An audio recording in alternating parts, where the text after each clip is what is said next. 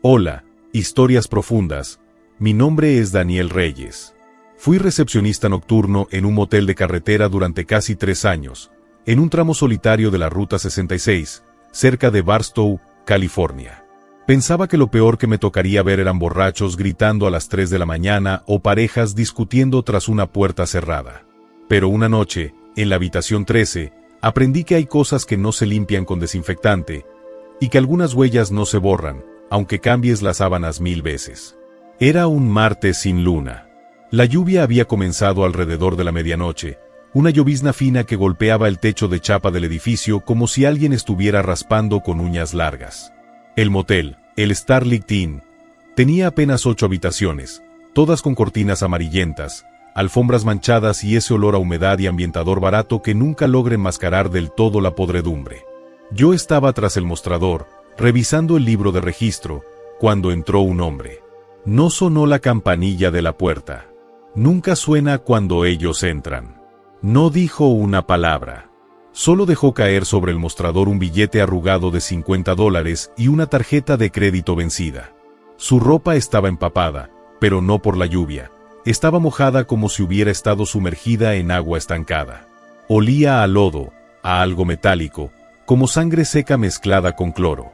Le di la llave de la habitación 13, la única disponible, y le dije que el desayuno era a las 7. Asintió, pero sus ojos no parpadeaban.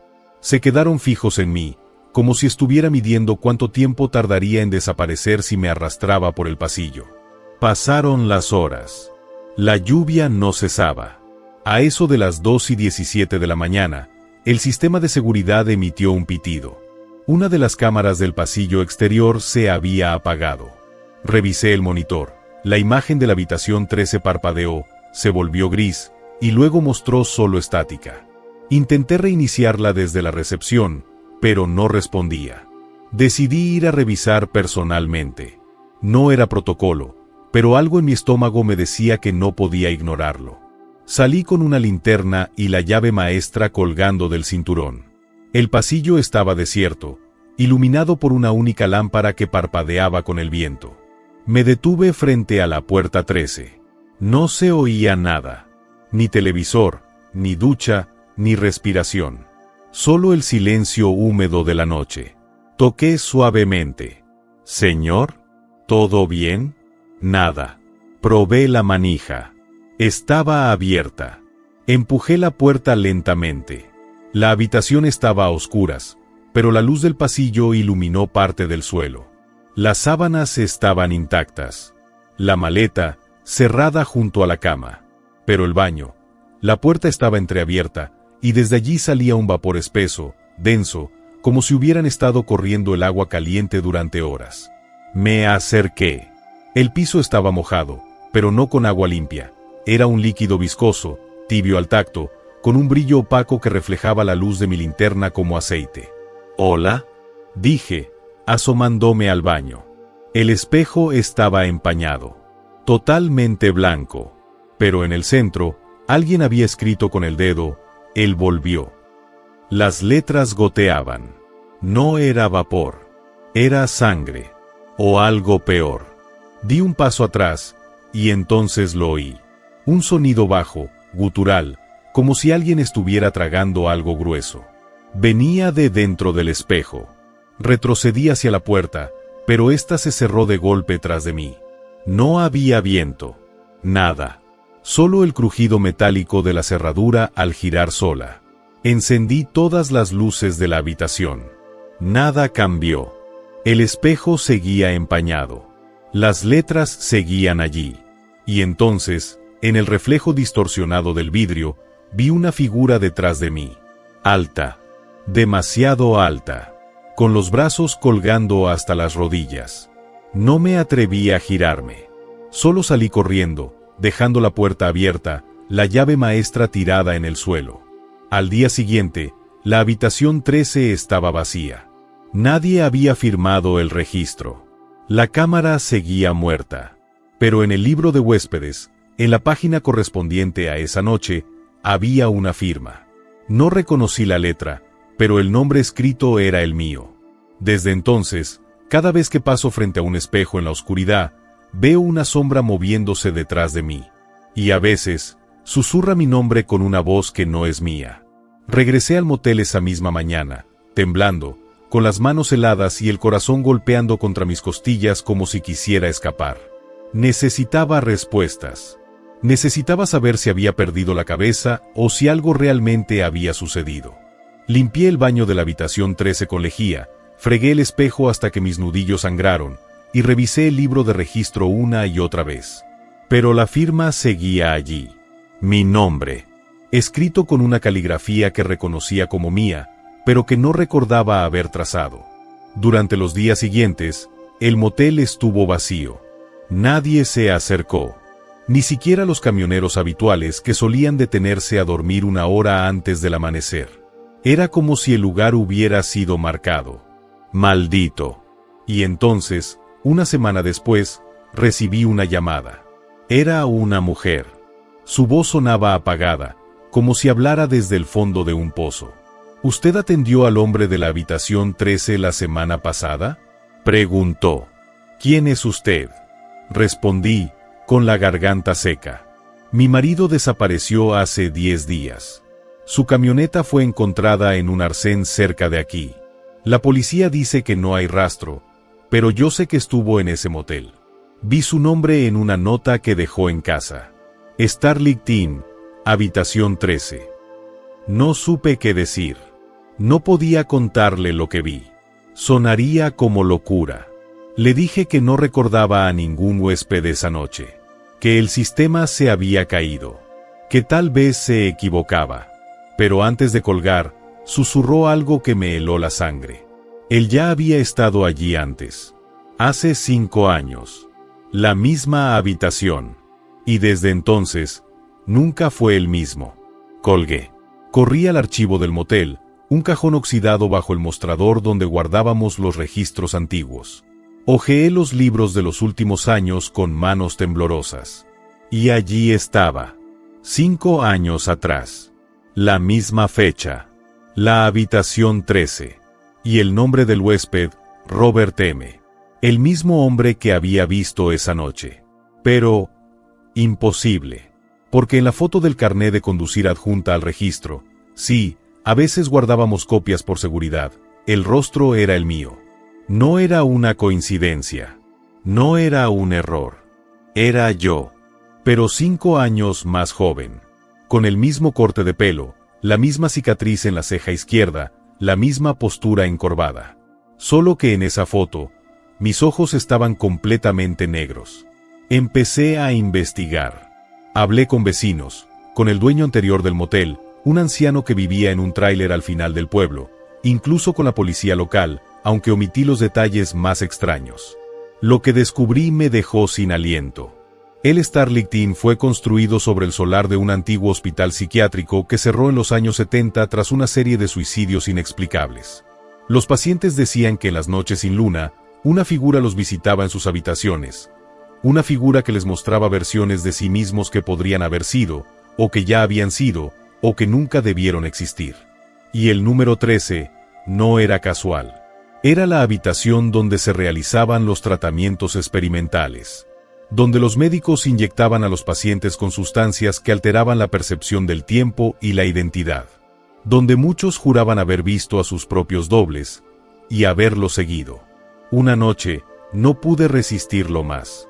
Volví a la habitación 13. Esta vez, llevaba una grabadora de voz, una cámara y una Biblia que mi abuela me dio de niño. Cerré la puerta con llave. Me senté en la cama. Y esperé. A la 1:13 de la mañana, el espejo del baño empezó a empañarse solo. No había vapor. No había agua. Pero las letras aparecieron de nuevo. Te estás volviendo real. Entonces, desde el otro lado del espejo, yo salí. No era un reflejo. Era una copia perfecta. Mis mismos jeans, mi misma camiseta manchada de café, mi mismo reloj roto. Pero sus ojos estaban llenos de lágrimas negras. Se acercó lentamente, sin tocar el suelo. Sus labios se movieron, pero la voz que salió no era mía. Era la de Robert M., el hombre desaparecido. Tú me trajiste aquí, dijo. Tú me llamaste. Cada vez que alguien entra en esta habitación, tú lo atraes. Porque tú eres la puerta. Intenté huir, pero mis piernas no respondían. Me miré las manos y vi que estaban translúcidas. Estaba desapareciendo, mientras él se hacía más sólido. Cuando desperté, estaba en la recepción. Era de día. El sol entraba por las ventanas. Todo parecía normal. Pero cuando fui al baño a lavarme la cara, el espejo no me reflejó. Solo mostraba la habitación 13, vacía, con la cama hecha y una maleta abierta sobre el suelo. Dentro, había mi carnet de identidad y una llave con el número 13. Hoy ya no trabajo en el motel, pero a veces, en sueños, me despierto en esa habitación. Y cada vez que lo hago, hay una nueva firma en el libro de registro. Algunas veces es la de un camionero, otras, la de una pareja en crisis. Una vez, incluso, la de una niña. Y siempre, al final de la página, está mi nombre, escrito con una letra que ya no reconozco como mía. Porque ya no sé quién soy. Solo sé que si alguien entra en la habitación 13, yo estaré allí, esperando, observando, asegurándome de que ellos también se queden. Historia 2. Hola, Historias Profundas. Mi nombre es Evelyn Martínez. Fui limpiadora en moteles de paso durante 15 años, desde Texas hasta Nevada. Vi de todo: agujas bajo los colchones, manchas que no se explicaban, notas de suicidio arrugadas en la basura. Pero nada me preparó para lo que encontré en el Desert Palms Motel, en las afueras de El Paso. Porque allí, en la habitación 7, no limpié sangre ni mugre, limpié recuerdos. Y algunos de ellos no eran míos. El Desert Palms era uno de esos lugares que el tiempo olvidó. Paredes desconchadas, luces fluorescentes que zumbaban como avispas, y un olor constante a cloro y polvo quemado. Trabajaba de 6 de la mañana a 2 de la tarde, sola la mayor parte del tiempo. Los huéspedes rara vez se quedaban más de una noche.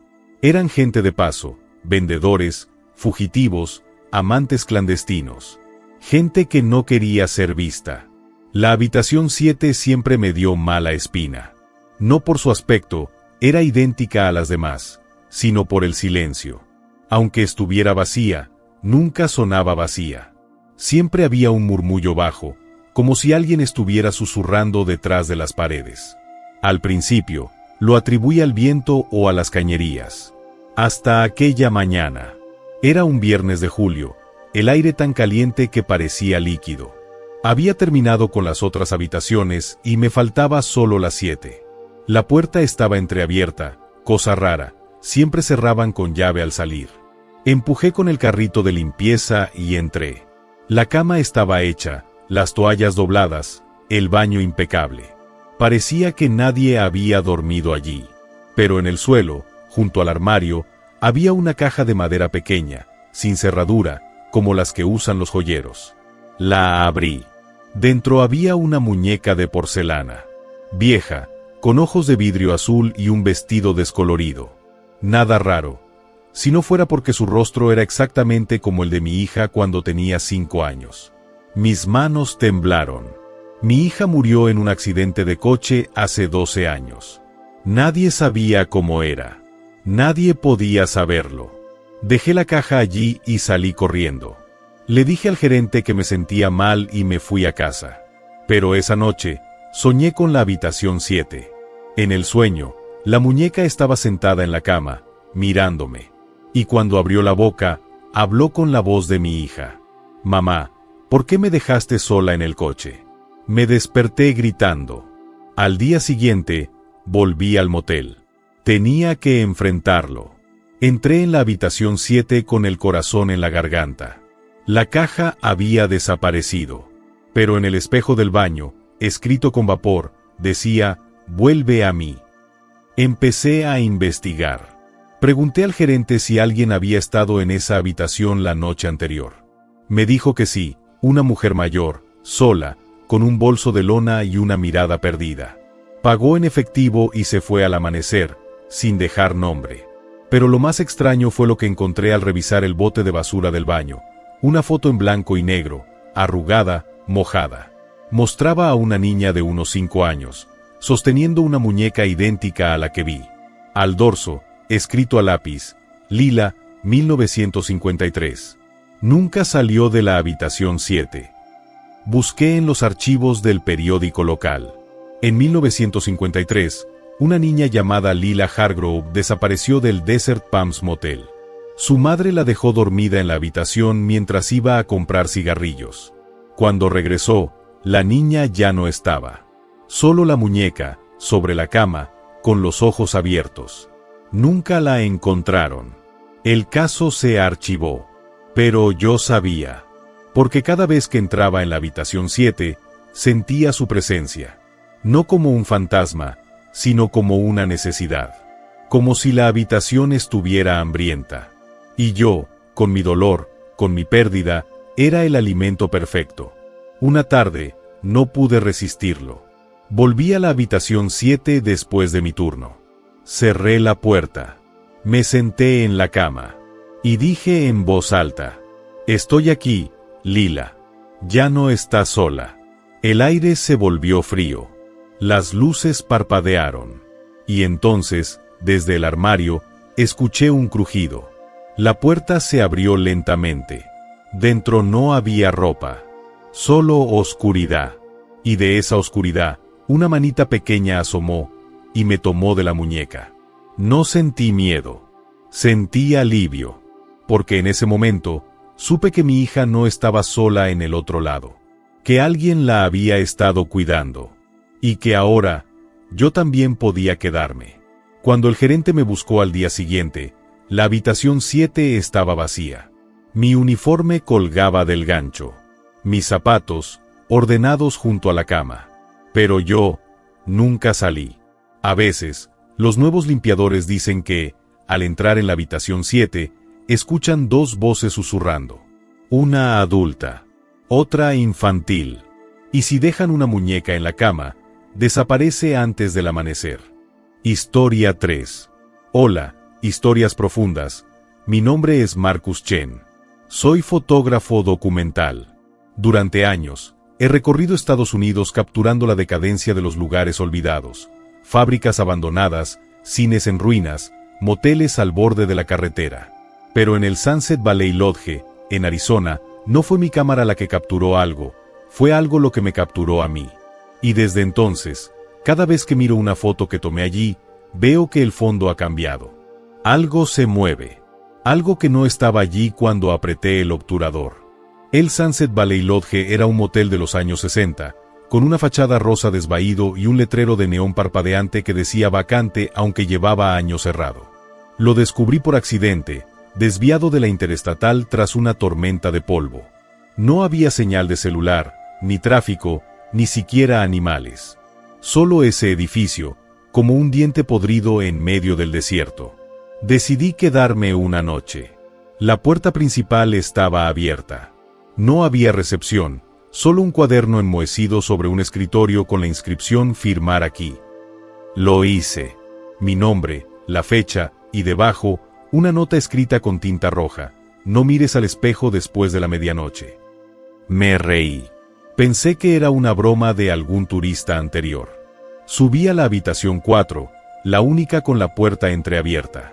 El interior era sorprendentemente intacto: cortinas de flores, una lámpara de lava apagada, un televisor antiguo con antena de conejo. Incluso había una cafetera con granos viejos. Era como si el tiempo se hubiera detenido. Saqué mi cámara. Empecé a fotografiar los detalles: el polvo danzando los rayos del atardecer, las grietas en la pared, el espejo del baño, grande, enmarcado en madera oscura, con una mancha oscura en la esquina inferior derecha, como si alguien hubiera intentado limpiar algo pegajoso. Al anochecer, preparé café con el agua de mi botella. Me senté en la cama y revisé las fotos en la pantalla de la cámara. Todo normal. Hasta que llegué a la del espejo. En la imagen, mi reflejo estaba allí, pero detrás de mí, en la penumbra del cuarto, había una figura sentada en la silla del escritorio. Alta, delgada, con las manos apoyadas en las rodillas.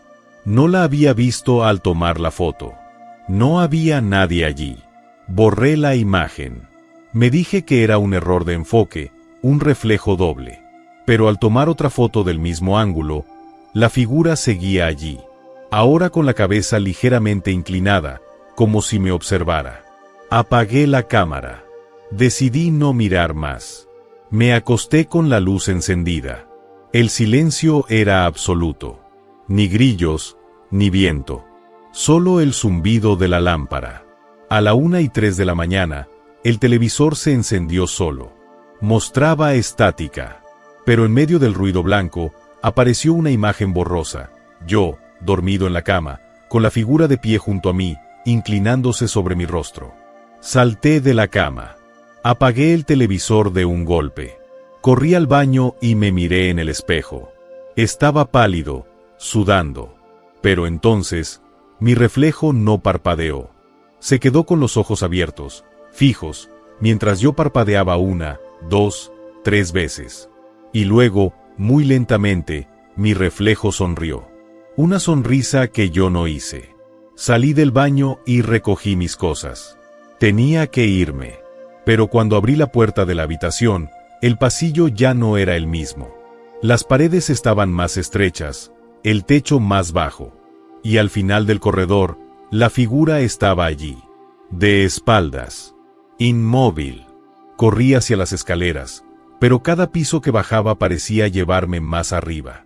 Las puertas cambiaban de número. Pasé por la 4, luego la 13, luego la 0, y luego una puerta sin número, entreabierta, de la que salía el sonido de una cámara disparando. Clic, clic, clic. No entré.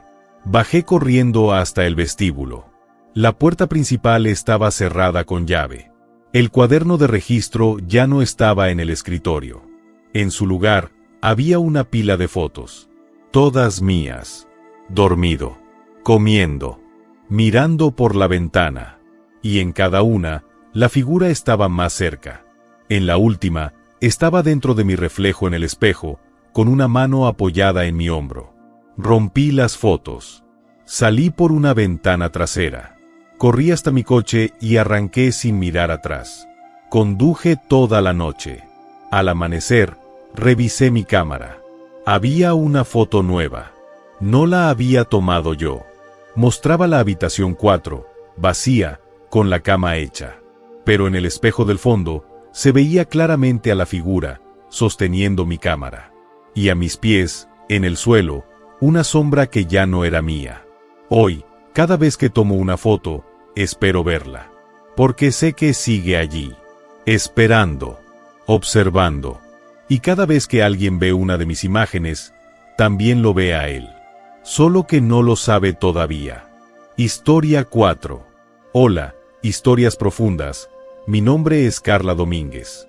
Fui recepcionista en el Motel Sierra Blanca, un lugar pequeño en las montañas de Nuevo México, donde los inviernos son tan largos que el tiempo parece congelarse.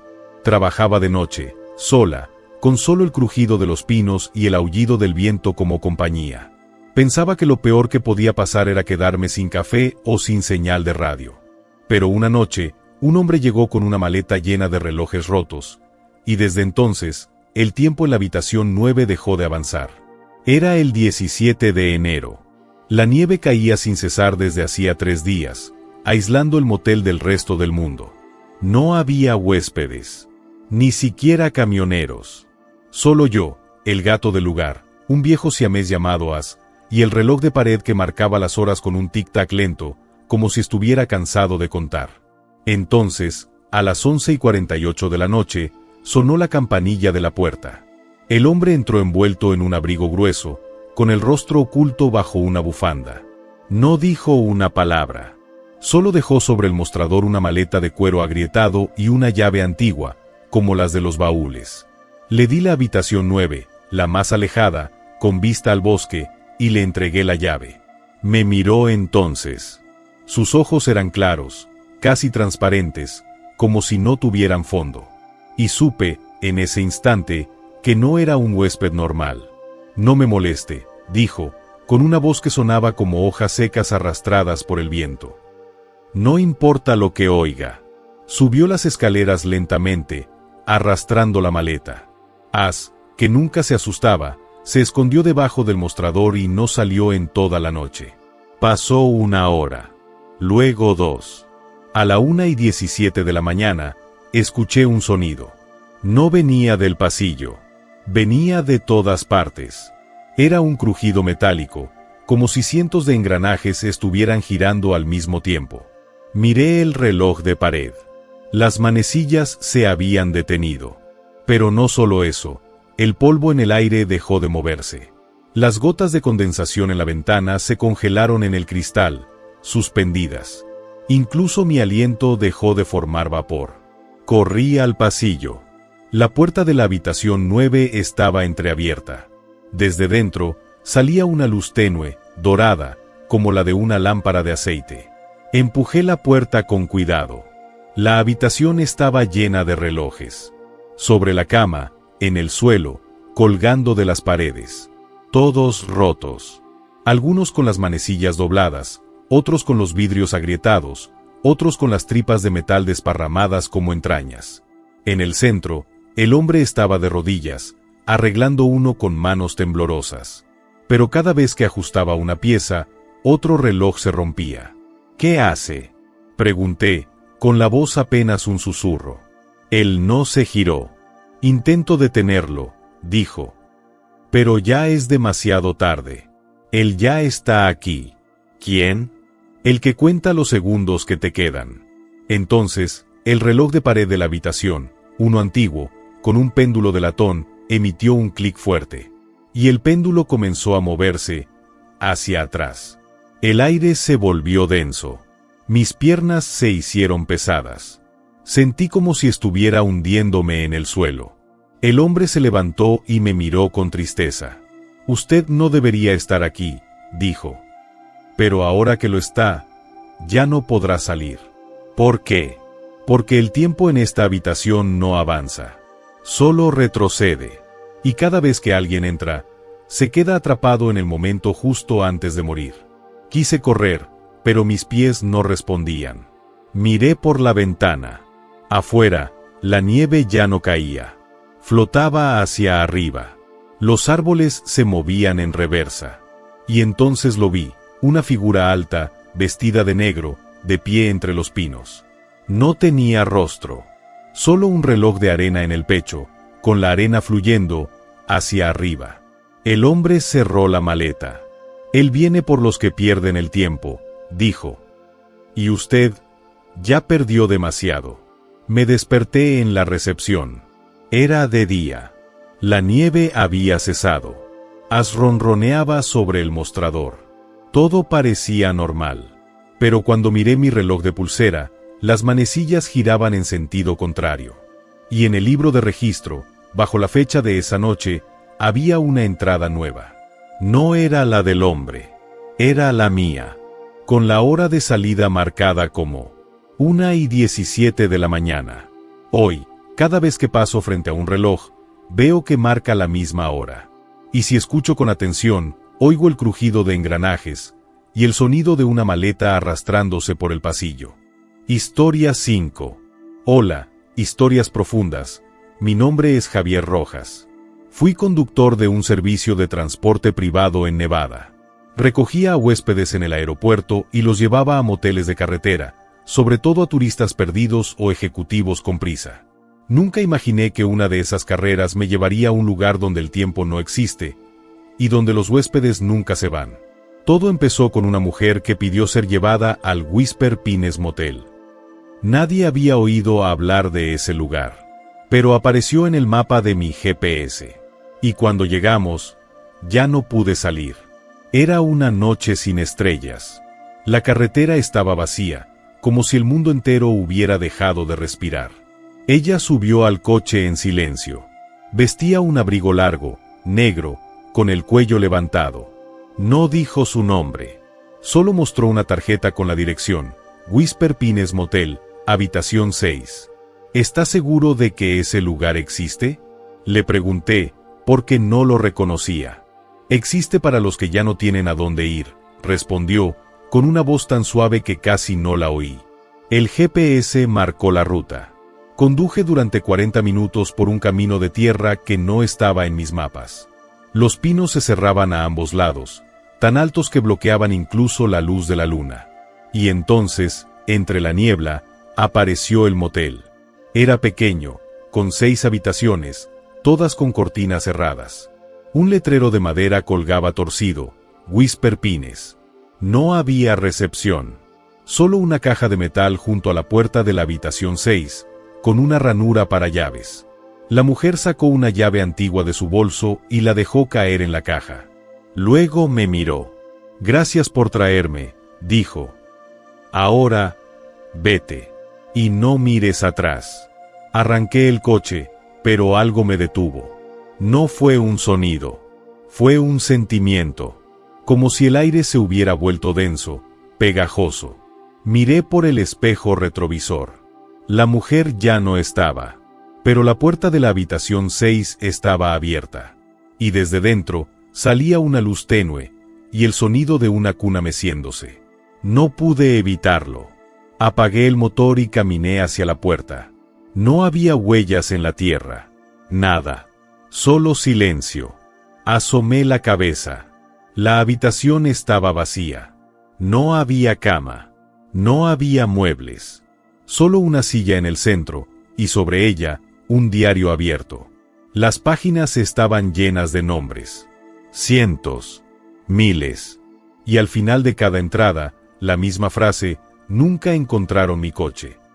Entonces, escuché un llanto. Suave. Infantil. Venía del baño. Me acerqué. La puerta estaba cerrada, pero por debajo salía un hilillo de agua oscura. Toqué la manija. Estaba fría. Helada. La abrí. El baño no tenía espejo. Solo una bañera llena de agua negra. Y en el fondo, flotando boca abajo, estaba yo. Mis ojos abiertos. Mi boca ligeramente entreabierta. Y en mi mano, aferrada con fuerza, la llave de la habitación 6. Retrocedí, gritando. Corrí hacia mi coche, pero las llaves no estaban en el contacto. Las busqué en mis bolsillos. Nada. Entonces miré hacia el motel. Todas las cortinas estaban abiertas ahora. Y en cada ventana, una figura me observaba. Algunas eran hombres. Otras, mujeres. Una era un niño. Todas con mis ojos. Todas con mi rostro. Intenté correr por el bosque, pero los árboles no tenían salida. Cada camino me llevaba de regreso al estacionamiento. El coche seguía allí, intacto, con las luces apagadas. Pero cuando miré dentro, el asiento del conductor estaba ocupado. Por mí. Mirándome con una sonrisa triste. «Ya estás aquí», dijo mi doble. «Siempre has estado aquí». Me desperté en la habitación 6. No sé cuánto tiempo ha pasado. Los días no tienen nombre. Las noches no tienen fin. A veces, escucho el sonido de un motor acercándose. Salgo al porche y veo a un conductor bajando del coche, confundido, asustado. Le doy la llave. Le digo que no mire atrás. Y cuando se va, sé que volverá. Porque todos los que llegan al Whisper Pines ya estaban muertos antes de llegar. Solo que no lo sabían.